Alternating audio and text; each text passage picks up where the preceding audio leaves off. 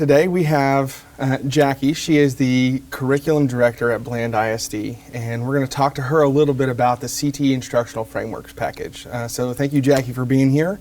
And let's get started. So the first thing is, when you decided to take the venture down to the CTE Instructional Framework package, what challenges was your district facing that brought you to participate within this package? So I think the biggest challenge for us was we're so small, and we had some teachers in prior years that started some programs of study, pathways, those things, and then left. And then our new teacher came in, and now there's a random pathway and we have no resources for it. And so that was, I think, the catalyst for us moving forward with the CTE Instructional Frameworks package, because we need something consistent for our teachers, whether they stay there for 20 years or if they're gone in 3 years. We need something in place so that it's consistent for our teachers, our students, our staff, and we can continue on through those programs that we do offer. Yeah.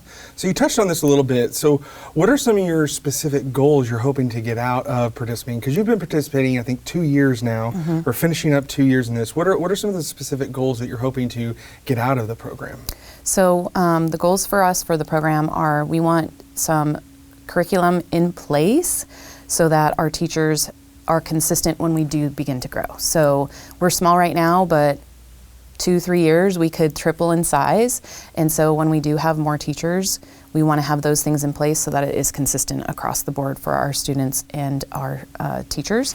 Also, we have started implementing some of our programs of study in the middle school, and so those teachers need to be on the same page as the high school teachers, and putting these things in place will ensure that our students are getting consistent instruction throughout their programs of study, even starting in middle school. Yeah, absolutely. So when you talk about curriculum, are you talking about the textbooks, the ICEVs, the different things like that, or are you talking about the actual things in place that the teachers follow? So not ICEV to us is a resource, and so that's a resource that aligns to, or can align to, the curriculum that the teachers use based on the curriculum. So the curriculum is scope and sequence, pacing guide, what's the order that they're teaching in, what are the TEKs that match the order that they're teaching in, and ensuring that we are covering all the TEKs. That's not to say that the teachers can't use ICEV or other resources to follow that pacing guide, that scope and sequence. However, we need to have those things in place so that it's consistent across the board. So I'm going to go back to another question. Another example was some of our teachers, one of their big units is called Birdhouse. So that's what they do, but that's not the curriculum, that's not the scope, that's not, if a new teacher came in, they wouldn't necessarily have to create a birdhouse. And so I think that brought to light the importance of having these things in place, because if a new teacher came in, and what if they don't want to build a birdhouse? There's no birdhouse in the TEKs. And so I think that is just part of that. Birdhouse is great, but what if a new teacher that came in wanted to do something else? And so I think that having the scope and sequence, the pacing guide, the curriculum in place so that the teachers can then utilize the resources to make sure that they're ensuring mastery of those TEKs. So kind of building off of that, how has this framework, how has this process had you start rethinking the way you structure your CTE programs in a way that your district is approaching CTE in general as a district?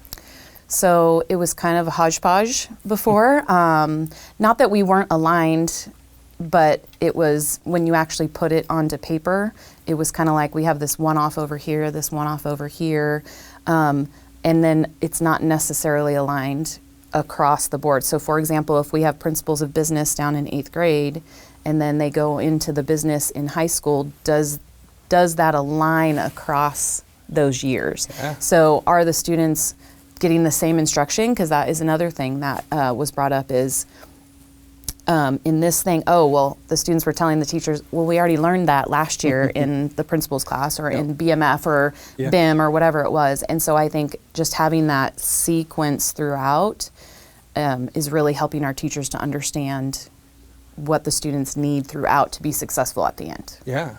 So Can you give me some examples of where your newly designed framework and scope and sequence and things that y'all are currently working on have improved student outcomes, the teacher effectiveness, or even alignment better to the industry and what the industry needs? Because that's a big need, because I know being on the edge of Hunt and Collin County, y'all are about to or already starting to feel that growth and new industry coming in. Yeah, so I think so once we laid everything out, we started seeing the little cracks, I guess I would call it, is in what was not aligned properly.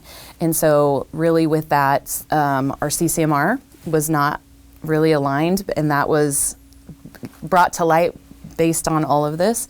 Yeah. And so we weren't getting the points, even though we were getting the students to be successful at some of those things, but it wasn't aligned to certain things, or it wasn't aligned to a program we had, or, these are the IBCs that we always gave. Well, what does it align to? And so some of the big ones were entrepreneurship is now a huge, that was awesome from the state that they did that too, but we have a lot more students in that because it does align with so many things. Yeah. And being a small district, that helps us, because then we can have that one or two teachers that teach that class, but then most of our students can go through that program. And so we don't have to add teachers on to that as well. So I think for us, it was ensuring that our CCMR was in check and that everything was aligned so that we can get to that point where we are the most successful, even though we're doing those things that, according to the state, we're also successful. Another thing is aligning IBCs across.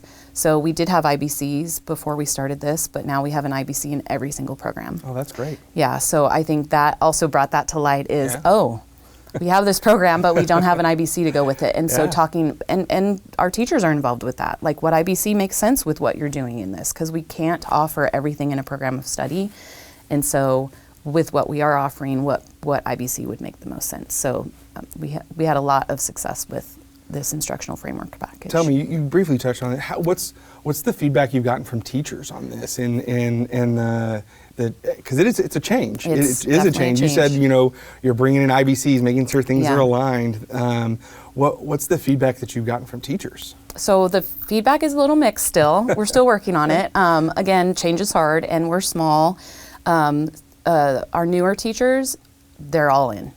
They want it aligned. They want to know exactly what they need to teach. They want to know, okay, here's what I need to teach. Here's the resources that align with that.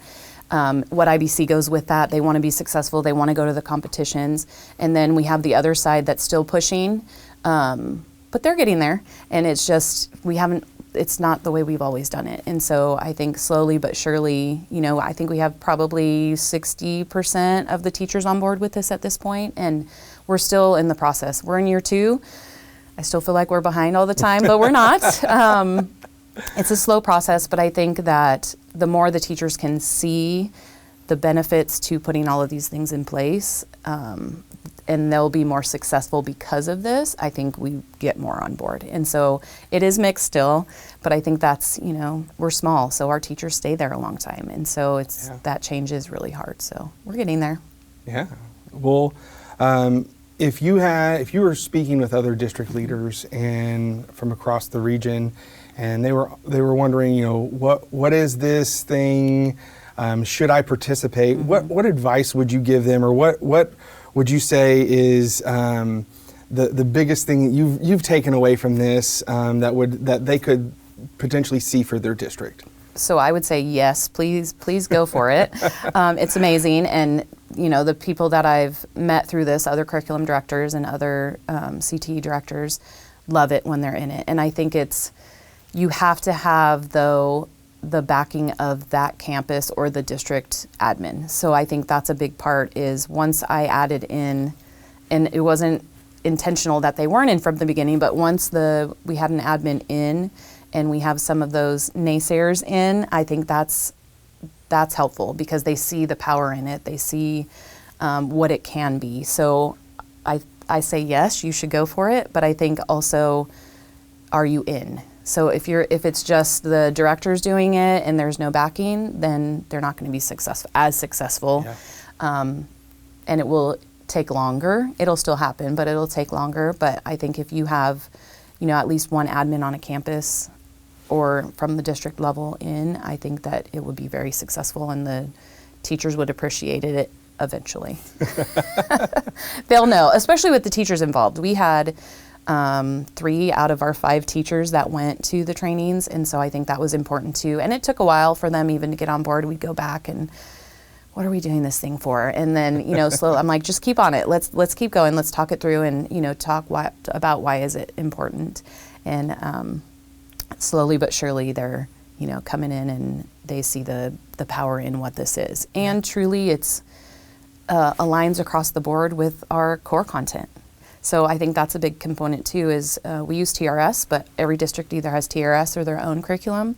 And so this is aligning to that. And so I think that's an important aspect to let the district or campus leaders know is it's setting that bar even for your core and your non-core subjects as well. So would you say this program has created almost uniformity on how y'all approach curriculum, core and non-core? For sure, yes. It definitely has aligned it. And I think that's the big aha is, our core teachers have always had that.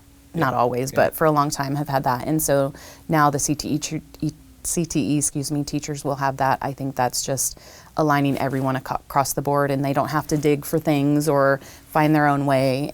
Like the core teachers don't have to do that. So now they feel like that is an equity. Yeah. It's equal for them too. Okay, $1 million question. Oh gosh. In the 2 years, so you've been in the program for 2 years, what has been your biggest takeaway from this program? My biggest takeaway has been it's a slow process and I need to slow down, and that's okay, and let it happen. And I think for me that is the biggest takeaway is it's going to happen. It's a slow, and I always have to remind myself, CORE's had this for 30, 40 years where they've had some of these things in place, and on our CTE side or our non-core we haven't. And so for me the biggest thing was it's okay that it's slow baby steps, and it eventually will happen for me. Well, good. Well, thank you so much for being here, and thank you for answering our questions. And thank you. We're excited to continue our partnership and working with you and Bland ISD and moving curriculum and CTE programs forward in your district. Thank you. I appreciate you. Yeah. Thanks.